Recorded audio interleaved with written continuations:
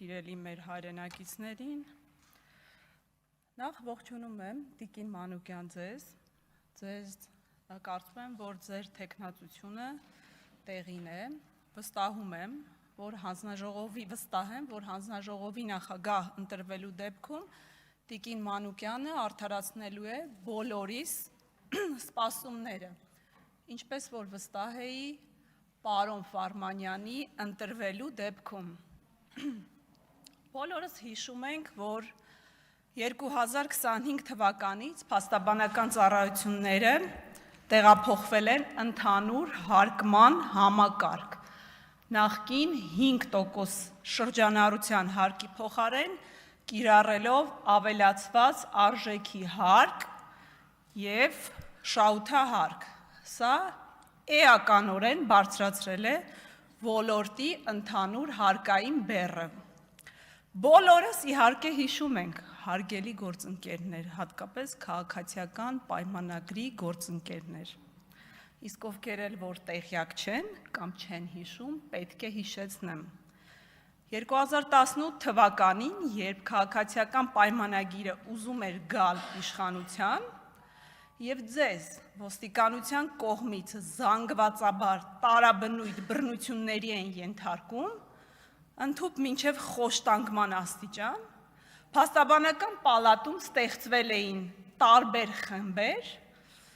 ովքեր ջանք չէին խնայում գիշեր ու զօր, ձեզ իրավական օգնություն տրամադրելով։ Այդ ժամանակ դուք դեռևս սոցիալապես անվճարունակ խավ էիք հանդիսանում։ Եվ երբ արդեն, խնդրում եմ չընդհատեք, արձագանք կունենաք, Մի ընդհատեք, հարգելի գործընկերներ, տեղից մի ընդհատեք։ Հա, դուք շարունակեք, Տիկին Գասպարյան։ Եվ երբ անցավ, եթե կա մեկը, որ կհերքի, որ ձեզ տրամադրվել է օգնություն, գուցե Տիկին Հակոբյան ձեզ չի տրամադրվել, բայց այստեղ նստած մեծ մասին տրամադրվել։ Տիկին Հակոբյան, մի ընդհատեք, մի արձագանքեք ու մի ընդհատեք։ Դա իմ խոսելու իրավունքն է։ Եվ երբ արդեն անցավ 5 տարի,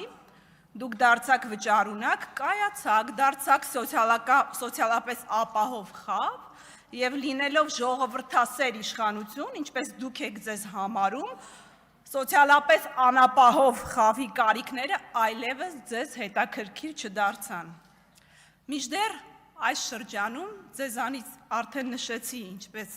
շատերը, վիճակի չէին անգամ միջին վիճակագրական փաստաբանի ծառայություններից օգտվելու և դրա համար հոգալու համար։ Մինչդեռ փաստաբանները, այո, այդ ժամանակաշրջանում կանգնեցին ձեր կողքին։ Այդ որոշումը ընդունելիս, երբ որ քննարկում էր այդ նախագիծը, դուք հաշվի չառաք, թե ինչքան սոցիալապես անապահով խավ կար, ովքեր օգտվում էին Հանրային պաշտպանի գրասենյակի ծառայություններից։ Սակայն այդ որոշումը ընդունելուց հետո Հանրային պաշտպանի գրասենյակի շահառու չեն կարող լինել քաղաքացիական, հատկապես և վարչական գործերով, ինչի արդյունքում բազմաթիվ անապահով անձինք մնացել են այսօր անպաշտպան, քանի որ բոլորս գիտենք, որ Հանրային պաշտպանի գրասենյակ ներկայացող քաղաքացիները ֆիլտրվում են և կա համապատասխան համակարգ, ովքեր որ չեն համապատասխանում այդ կանոններին, չեն օգտվում անվճար իրավաբանական ծառայությունից։ Երբ փաստաբանները բողոքի ակցիաներ էին անում այդ հարկման բեռի ավելացման հետ կապված, մտահոգությունները կայանում էին հենց դրանում, սոցիալապես անապահով խավի կողքին կանգնելը, ինչպես որ արել էին 2018 թվականին։ Իհարկե, ես չեմ հավակնի ֆինանսա-բյուջետային մասնագիտական, խորագիտական վերլուծություններ ներկայացնել, քանի որ այդ ոլորտում պրոֆեսիոնալ չեմ, բայց ինչ վերաբերում է փաստաբանների հարկային բեռի ավելացման միջոցով պետական բյուջեի եկամուտներն ավելացնելու մոտեցմանը, այստեղ անհրաժեշտ է արձանագրել մի քանի սկզբունքային հանգամանք։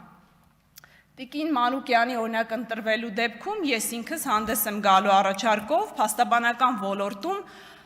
հարկման համակարգի հետ կապված այդ հարցը վերանայելու ասեմ ինչու, քանի որ փաստաբանը արդարադատության համակարգի առանցքային մասնակից է եւ նրա ծառայությունների հարկային պայմանները ուղղակիորեն ազդում են քաղաքացիների, հատկապես սոցիալապես անապահով խավին իրավաբանական օգնություն տրամադրելու հնարավորության վրա։ Ուստի իմ առաջարկը շատ պարզ է։ Փաստաբանների հարկային բեռի ցանկացած փոփոխություն պետք է հիմնված լինի ոչ միայն բյուջետային եկամուտների կանխատեսման, այլև արդարադատության մատչելիության, փաստաբանական անկախության, փոքր եւ միջին մասնագիտական գործունեության պահպանման եւ քաղաքացիների սոցիալական բեռի գնահատման վրա։ Որևէ մեկս չենք ասում, որ պետական բյուջեն չպետք է համալրել, բայց ոչ այնպիսի գնով, որի արդյունքում քաղաքացին ստիպված է լինելու ավելի թանկ վճարել իր իրավունքների պաշտպանության համար։ Հարկային քաղաքականությունը չի կարող անջատ լինել մարդու իրավունքների ապահովման նպատակներից եւ պետք է համապատասխանի համաչափության եւ կանխատեսելիության սկզբունքներին։ Հետևաբար, հարկային քաղաքականության արդյունքում իրավաբանական ներողություն պաշտպանության արժեքը բարձրանում է այն աստիճան, որ անձը ստիպված է հրաժարվել փաստաբանից կամ իր իրավունքների դատական պաշտպանությունից։ Պետությունը պետք է գնահատի, արդյոք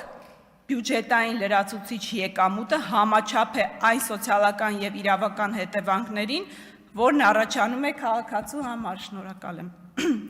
Ի վերջո, անկախ եւ ֆինանսապես կենսունակ փաստաբանությունը իրավական պետության կարևոր երաշխիքներից է, իսկ արդարադատությունը իրականում մատչելի է միայն այն դեպքում, երբ քաղաքացին ոչ միայն իրավունք ունի դիմելու փաստաբանի, այլև ունի այդ ծառայությունից իրապես օգտվելու ֆինանսական հնարավորություն։ Ուստի փաստաբանական գործունեության հարկային բեռի խնդիրը միայն փաստաբանի վճարած հարկի չափի հարց չէ, դա քաղաքական ֆինանսական բեռի, իրավաբանական ծառայությունների հասանելիության եւ վերջնական հաշվով արդարադատության իրական մատչելիության հարցն է։ Ուստի այս հարցի հետ կապված ես ինքս հետամուտ եմ լինելու, որպեսզի վերանայել փաստաբանական այդ հարկման ինստիտուտը։ Այստեղից քիչ առաջ հնչեց, այսպես եթե չեմ սխալվում, հարցը վերաբերում էր Վրաստանի հետ կապված տոկոսադրույքներին եւ մեզ խորհուրդ տրվեց,